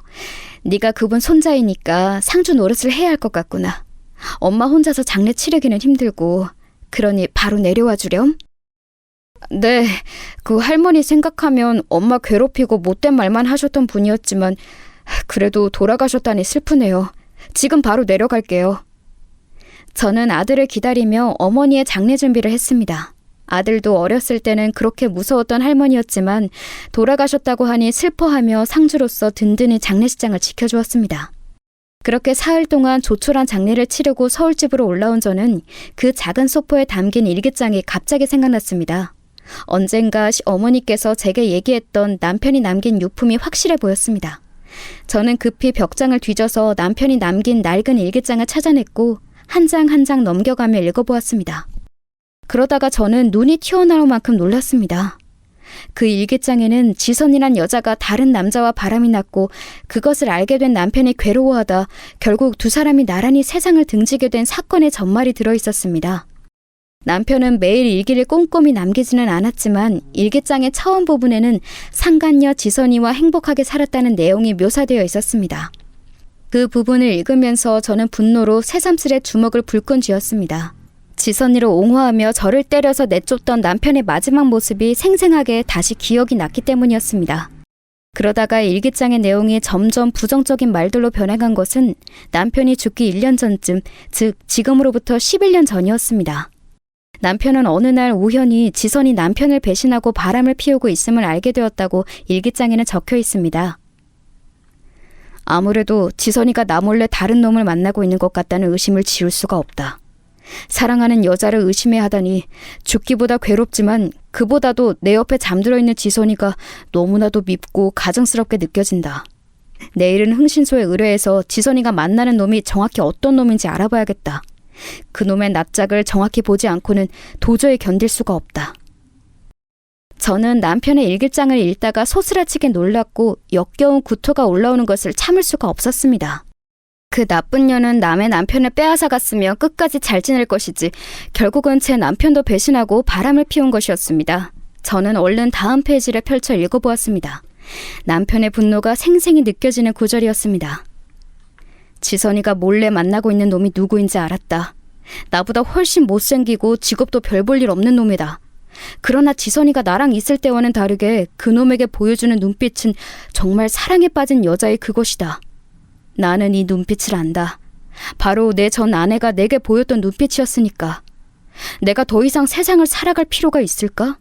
아무리 내가 지선이를 윽박지르고 설사 때린다 해도 그녀는 그놈을 계속 만날 것이다. 남편 몰래 바람을 피우던 지선의 실체가 드러나자 남편의 의심은 확신이 되어 그 상간녀를 구박하며 때리기까지 했었다는 것이었습니다. 그러다가 죽기 몇 달 전부터 남편은 상간녀가 남편의 이름으로 생명보험을 5건이나 들어놓는 사실을 알았다고 했습니다. 지선이가 나를 죽이려고 하는 것이 틀림없다. 한 달 사이에 생명보험을 5개나 새로 들었다. 나를 죽이고 그놈에게 가서 내 사망보험금으로 보란듯이 잘 먹고 잘 살겠지? 내가 그 꼴을 순순히 볼 거라고 생각하나? 내가 죽더라도 지선이만큼은 데리고 같이 죽을 것이다. 이렇게 될 줄 알았다면 아내에게 더 잘해줄걸. 애초에 지선이와 빨리 헤어지고 가정으로 돌아갔더라면 이런 꼴을 보고 살지도 않았을 것인데 내가 지은 죄가 너무 많아서 이제 벌을 받는 건지도 모른다. 아내를 배신하고 바람이 난 나는 벌을 받아 마땅한 놈이지만 죄 없는 내 아내와 하나뿐인 아들을 위해서 나는 내 재산을 모두 처분해서 내 본가의 뒷산에 묻어둔다. 그렇게 일기를 남긴 몇 주 후에 남편은 지선이와 크게 다투고 나서 남편에게서 도망치려던 지선을 살던 아파트 18층에서 밀어 떨어뜨리고 남편은 미리 준비해둔 독극물을 먹고 자살을 선택했다고 그 당시에 사건을 수사했던 경찰서에서 확인한 내용을 그랬습니다. 그 이후에 일기장에 적힌 필체가 다른 한 장의 짧은 글을 발견했습니다. 아마도 내용으로 보아서 시어머니가 제게 남긴 마지막 유언인 듯 했습니다. 아가야, 같이 살고 있을 때에 너에게 아가라고 불러본 적이 한 번도 없는 것 같구나. 미안하다. 네 남편은 그 지선이란 년이 죽인 거나 마찬가지야. 그녀는 바람을 피운 걸로도 모자라서 내 아들을 죽이고 거액의 보험금을 타려고 했던 모양이지만 내 아들이 지선이의 교활한 계획을 눈치채고 선수를 쳤던 것 같구나. 나 역시 사건의 전말은 이 일기장을 읽은 정도밖에 알 길이 없으니 내 아들과 그 바람난 년 중 누가 먼저 죽었는지 알 길은 없구나. 그 보험금은 나에게 돌아왔단다. 하지만 내가 이제 더 길게 살아봐야 10년이겠지. 아들을 죽여서 얻은 이 돈을 나는 쓸 수도 없고 쓰고 싶지도 않단다. 나는 그것을 집 뒷산의 항아리에 묻어놓았어. 그러니 만약 내가 죽으면 네가 이 돈을 찾아서 내 손주를 위해 써주기를 바란다. 세상에, 저는 눈물을 흘릴 수밖에 없었습니다. 10년 전 그날 어머니가 제게 하고 싶었던 말은 바로 이것이었나 봅니다. 만약 10년 전 제가 남편의 일기장을 받고 시어머니와 시아버지를 모시게 되었다면 어머니가 길에서 자동차 사고로 무참히 돌아가시지는 않았을 것입니다. 저는 어머니가 돌아가신 후 너무나 이기적이고 냉정했던 그때의 제 행동을 후회했고 반성했습니다. 다음날 저는 대전으로 다시 내려가 시덕 뒤에 있는 작은 야산에 올랐습니다. 일기장에 그려진 지도대로 커다란 느티나무 밑을 파자 김장독이 하나 나왔고 그곳에는 김장 비닐에 쌓인 돈다발이 쏟아져 나왔습니다. 그 돈을 큰 가방 속에 담아온 저는 집에 도착해서 돈을 세어봤더니 대략 10억 정도 되었습니다. 며칠을 이 돈을 두고 무엇을 할까 하고 생각한 끝에 저는 아들을 불러 이 놀라운 사실을 알리기로 했습니다. 제 부름에 제 방에 온 아들은 돈이 가득 든 가방을 보고 헉! 하고 숨을 몰아쉬었습니다. 아들, 네 아버지가 죽기 전에 써두었던 일기장을 보니까 네 아빠는 엄마를 버리고 상간녀와 끝까지 행복하게 살지 못했고 반대로 그 여자에게 배신을 당했다는 것을 알게 되었어. 그리고 아버지는 아마 그 바람남 여자와 함께 세상을 떠나기로 마음먹은 모양이야. 그 사실을 알고 나서 엄마는 하늘이 무너지는 것 같았지만 너에게 말하면 더 큰 충격을 받을까 싶어서 그동안 말을 안 하고 있었어. 그런데 엄마가 곰곰이 생각해 본 결과 너도 아버지 유품인 이 일기장을 읽어볼 권리가 있는 것 같아. 이걸 보고 이 돈들을 어찌할지는 엄마에게 맡겨주렴. 아들은 옛날에 묻었던 아버지의 죽음이 완전히 기억과는 다르게 거론되는 것에 흠칫했지만 곧 평정심을 되찾고 말했습니다. 네, 어머니, 저도 어릴 적 기억 속의 그 할머니는 무서웠지만 아버지도 할머니도 얼굴 한 번도 못 뵙고 돌아가셨다니 조금은 슬프네요. 그 두 사람이 어머니에게 조금만 더 잘 대해주셨다면 사는 동안 한 번도 안 볼 이유는 없었을 텐데 말이에요. 너무 아쉽네요, 어머니. 그래, 엄마도 그렇게 생각해. 그러니 이 엄마는 네가 데려온 여자친구 절대 반대하지 않는다. 난 네 선택을 존중하고 그에 대한 책임을 지는 것도 너야. 그러니까 그 애와 결혼하면 되도록 싸우지 말고 잘 맞춰가면서 행복하게 살았으면 좋겠구나. 네, 어머니, 말씀 명심할게요. 감사해요. 저를 계속 돌봐주시고 사랑해주신 점이요. 저는 그 사실을 당연하다 생각하지 않아요. 저를 버린 아버지를 생각하면 전 어머니께 너무 감사해요. 아니야, 부모로서 당연한 일이지. 난 너를 선택해서 낳았고 내가 죽을 때까지 책임지기로 어린 너와 약속했으니까. 저희 아들은 명문대학교를 우수한 성적으로 졸업하고 대기업에 입사했습니다. 아들 자랑을 하려는 건 아닙니다만 제 아들이 본래 성실한 것이 장점이거든요. 입사하고 나서 남들보다 배로 노력했던 아들은 다른 동기들보다 빨리 승진하여 지금 30 중반의 나이에 과장이 되었습니다. 그리고 사내에서 사귀던 여자와 올해 가을쯤 결혼을 하겠다고 하더군요. 저는 아들이 선택한 여자니 존중해 주려고 합니다. 그리고 계속 보다 보니 며느리 될 아이도 예쁘고요. 저는 그 돈으로 아들 내외에게 서울에 집을 마련해주고 결혼 자금으로 쓸 생각입니다. 물론 제가 아들을 위해 따로 모아둔 것도 있지만 저는 이 돈을 죽은 남편이 남긴 마지막 양심이라 생각하기로 했습니다. 그리고 저는 그동안 죽도록 미워했던 제 남편을 이제야 지옥 같았던 제 마음속에서 끊어낼 수 있었습니다. 여러분, 오늘 제 이야기는 여기까지입니다. 비록 남편에게 배신당하고 아들과 둘이 외롭게 헤쳐온 삶이었지만 이제는 제 기구한 삶의 보람을 느낄 때가 되었다고 생각합니다. 그리고 저는 곧 새로운 가족이 생깁니다. 저는 제 며느리에게 아들과 동등한 사랑을 줄 것이고 인자한 시어머니가 되도록 노력하려고 합니다. 그리고 아들이 손주를 낳으면 그 아이에게도 사랑을 주고 행복하게 함께 사는 것을 꿈꾸고 있습니다. 저는 이제 늦었지만 죽은 남편도 시어머니도 모두 용서했습니다. 그리고 그들의 삶을 거울 삼아 더 착하게 살고 싶습니다. 제 사연 들어주셔서 감사합니다, 여러분. 건강하시고 행복하세요.